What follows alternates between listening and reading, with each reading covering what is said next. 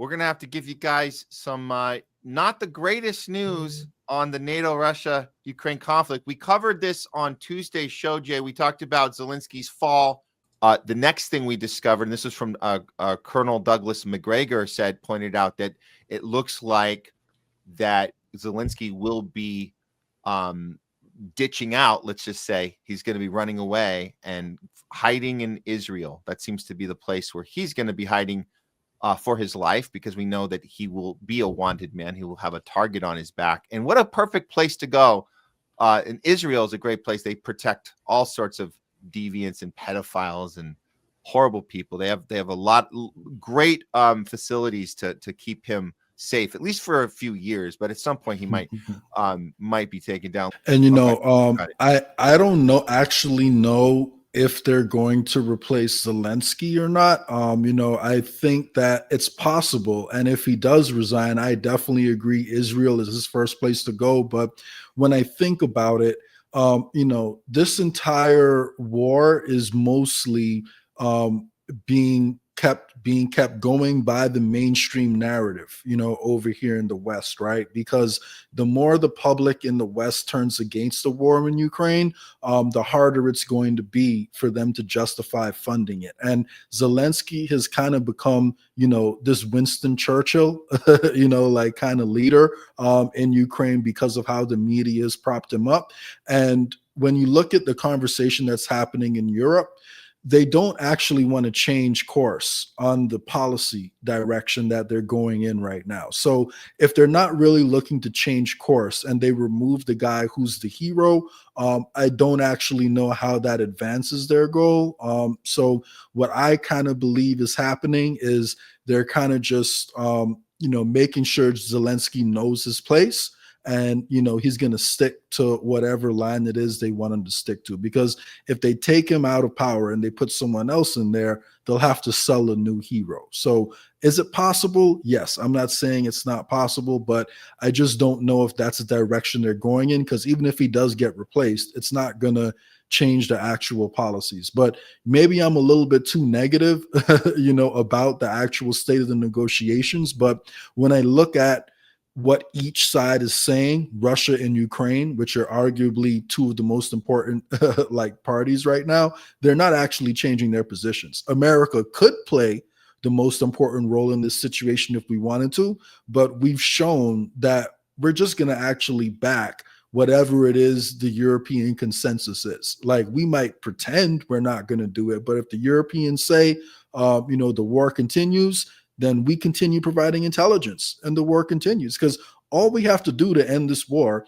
is pull our intelligence sharing. And then Ukraine won't be able to target like Russia, and the Europeans cannot replace that. So it's not like we could stop, even if we stop sending money, we still have to play a central role through the intelligence sharing. The moment that gets pulled, Ukraine has no more defense. So we could control Ukraine, but what we've proven throughout this entire process is we just do whatever the Europeans tell us to do. Like, we are a proxy, for Europe to an extent, the same way how a lot of people think we're a proxy for Israel. But we're doing everything the Europeans want. Trump said he wanted to end the war. He could have ended the war on day one, just like he said, if he just said, hey, Ukrainians, I'm going to pull the intelligence sharing if you don't agree to a peace deal. And he hasn't done that. Yeah. And also about pulling the funding, that would be something at least you could say, no more money to Ukraine. But guess who's not doing that right now? We just saw this, that there is a new commitment from Europe. NATO is announcing that they're going to fund over 1 billion euro per month to Ukraine to continue the war with Russia. Mm-hmm. These will be offensive and defensive weapons. Europe is governed by absolute lunatics, and they determined still to ignite World War III while continuing the biggest money laundering scam of all time. Mm-hmm. Here they go. Yesterday, we are now at 4 billion. So that means we are really on track for the 1 billion a month, August, September, October, November. 1 billion a month. And I'm cautiously optimistic that we will reach the 5 billion for the full year. And then for next year, we need for the full year, again, a lot of money. at least 1 billion, maybe even a little bit more than 1 billion a month. It might be around 50, maybe a little bit more for the whole year when it comes to this crucial US gear. So this is offensive and defensive, including interceptors for the air defense systems, crucial to keep Ukrainian civilians and civilian infrastructure safe. So it is really good that this flow is there, that Europeans are stepping up, and Canada, by the way, also doing a lot here.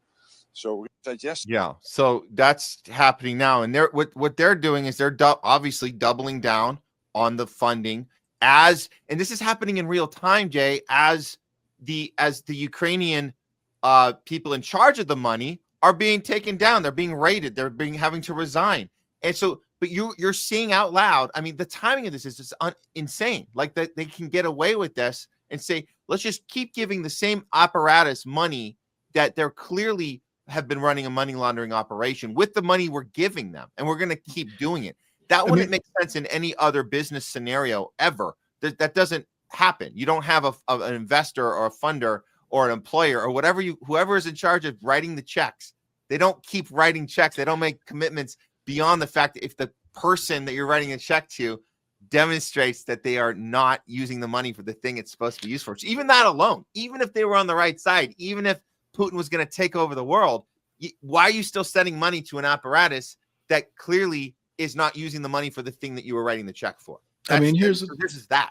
Yeah, and then here's the thing. People with bad credit don't usually get loans. And if you look at Ukraine's track record before this whole thing started, they were ranked as one of the most, if not the most corrupt country in the world. And then, before Biden got into office, while Trump was in power in his first term, the Democrats were gathering around, literally passing bills saying, hey, guys, we got to make sure we get a commitment that we're not going to give arms to the Azov battalion because they're run by actual Nazis, like neo-Nazis. And then as soon as Biden comes into power, that problem disappeared. They don't talk about it anymore. Now, all of a sudden, you don't hear anything else from the mainstream media about the Azov battalion. The Guardian, which is cheerleading this war and saying how Ukraine is the good guys, Putin's the bad guys.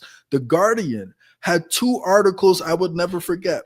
Right as we did the coup in Ukraine in 2014, they ran an article saying, hey, it's not Russia that's bringing, this thing to a possible World War III. It's the West who's interfering in Ukraine.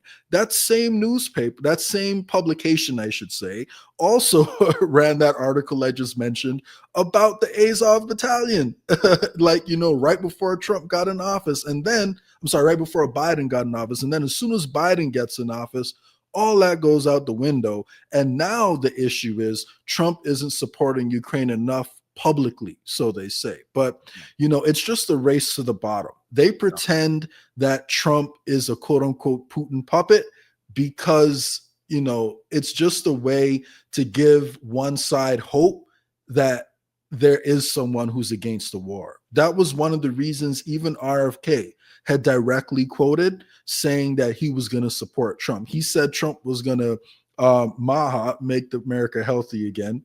Funny. And he said Trump was going to bring an end to the war in Ukraine. Those were 2 of his, and supporting free speech. Trump has clearly betrayed every single one of those principles. And I just want everyone to remember, the Europeans do not have the capability. They don't have the infrastructure, the satellites, and the capability to provide the intelligence sharing that we do. So if Trump wanted to end the war, it's simple. He could easily do it, but he won't do it. What they really want to happen is to shift the burden of funding the war more to the Europeans. But here's the thing.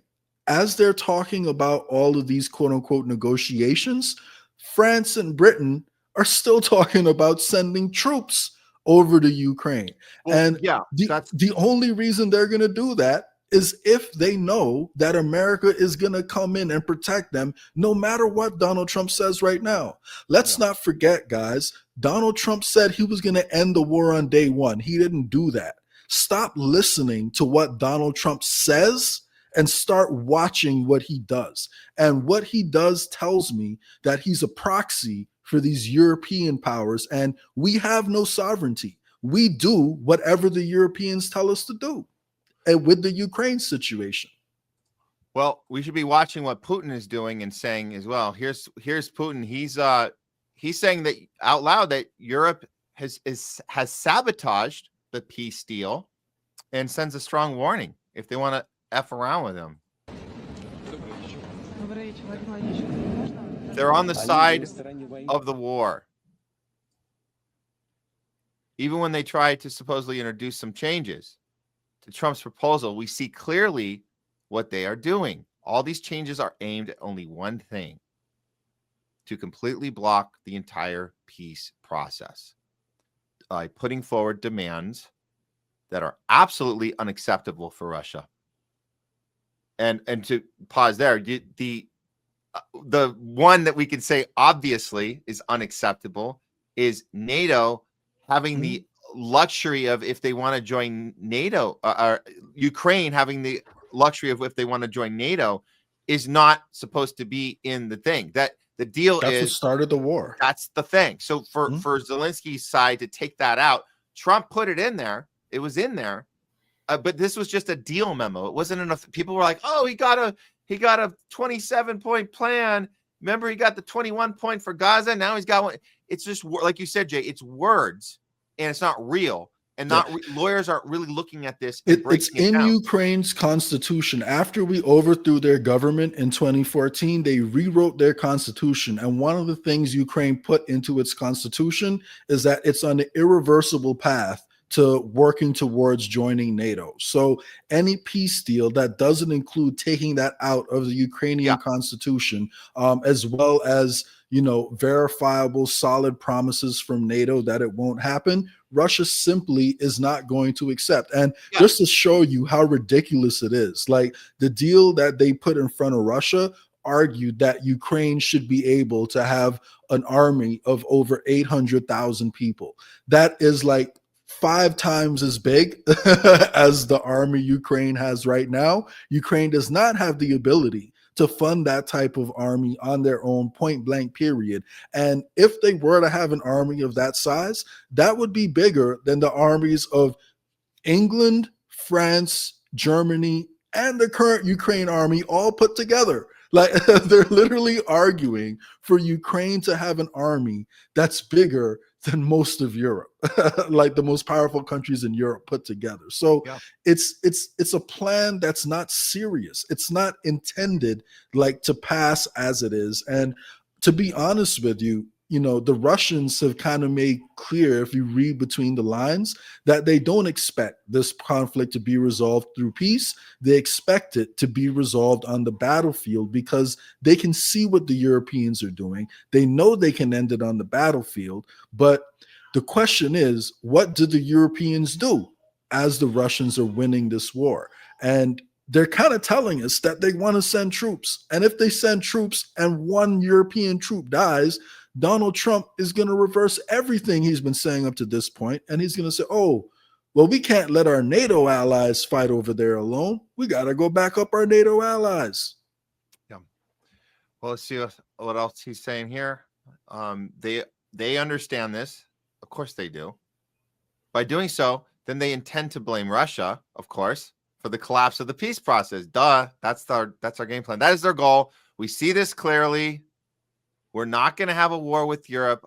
Europe suddenly wants to wage a war with us, and they start it. There can be no doubt about that. With Ukraine, we're acting in a surgical, very precise manner. This is not a war in the direct modern sense of the word. If Europe suddenly decides to wage war with us and starts it, well, a situation may quickly arise in which there will be no one left for us to negotiate with. Oh, that's wow. Europe can't shoot down their missiles, man. The Oreshnik missile, to the best of my knowledge, cannot be shot down, by anyone in Europe. Now, I did read a story. They want this to happen. Look at this. So this is the next part of the story. So as he's telling you very clearly, if you intentionally antagonize this, it's going to be what we've had times whatever, times 10, times 100. this is what NATO is doing right now. NATO is considering preemptive strikes on Russia, calling it defensive. Where have we seen that playbook before? Israel. Where do we see that? Defense move. Mm-hmm. Alliance officials argue that launching first could still count as self. No, it can't, but okay. Okay, officials. Insisting the idea needs deep analysis. These people should be in a mental hospital. That's very well said. Listen, this is a little tiny video. I'm just going to blow this up for a second. You guys can see. I know it's a little fuzzy here, but you can see the.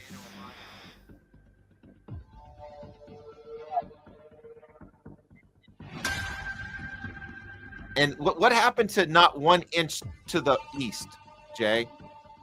What? Guess they forgot about that. Yeah. What the hell happened to not 1 inch to the east? Yeah. Okay. So no, of course that'll count as aggressiveness. Of course that's not a defensive move to do that. Mm-hmm. That's what's happening here. So there's a follow-up here. Now we have from Zero Hedge. Let me throw this one up here real quick. This one's important because it looks like the considering of the preemptive strike has actually happened. Now a Moscow paper. Here we go. So we're seeing that this is from Zero Hedge. Now we're seeing a Moscow paper claims Ukrainian drones has hit Russia-linked oil tanker off West Africa. So Russia outlets are reporting on this right now. It's a week after talks. All eyes are on Russia this week as talks center on a potential Ukraine peace deal that shifts to Moscow. Well, we know what happened with Steve Witkoff. So this is this is a day old. So this was or a couple days here. Yeah. So just so everyone's aware, there was a ship that was actually a Turkish ship that was leaving a Russian port that was carrying, Russian goods, and that was going for somewhere in the Black Sea. I forget what the destination was, but long story short, it was leaving a Russian port carrying Russian goods, right? Or a Russian section of a port. And if you look at where the attack happened, the dominant Western power in West Africa happens to be France. A lot of the countries in West Africa that have severed their ties with France are now looking at Russia and China as potential partners to substitute, for that relationship that they used to have with France. So when the drone attack happens in France's backyard, because they're not completely out of West Africa right now, they actually still have a few troops and access to technology over in Senegal, and they have still a military presence in the Ivory Coast, which are two different countries over there in West Africa. So if there's a drone attack that is happening off the coast of Africa, naturally, France is going to be a potential suspect in the attack. So some people in Russian leadership have been suggesting that they believe France is behind the attacks. And they are saying that if these attacks continue to happen, and if they believe that it is France behind them, then they may start to take retaliatory actions against France and start shooting at French ships themselves. And we even saw France stop a ship, I believe it was earlier this year or late last year, that it suspected of carrying Russian oil. So they've already done it, openly. Now, they didn't attack that ship, but they did illegally stop it, board the ship, and try to see if it was carrying Russian goods. And now this attack is happening in an area that, France controls. So that's what Russian leadership is thinking. And if they were to go through with that and start attacking French ships, then, it's a quick escalation, because now France can say, look, Russia attacked us. That means we now have the right for sure to hit them back, and they'll use that to justify it, among the local population. So, and up to this point, honestly, that's been a red line that we don't attack each other's economy in that way, but Ukraine is doing it openly in the Black Sea. They're attacking ships that are trading with Russia, even if they're not Russian ships. And now these quote unquote mystery attacks are happening off the coast of Africa, where France is dominant. And we know France has already, boarded ships and stopped them and accused them of carrying Russian oil. So, this can quickly spiral out of control, because when people in these countries now see the other country as trying to stop them from trading and attacking their economy, now it becomes more real for people on the ground, and that can be used to manufacture consent if people don't really know the full context of what's happening.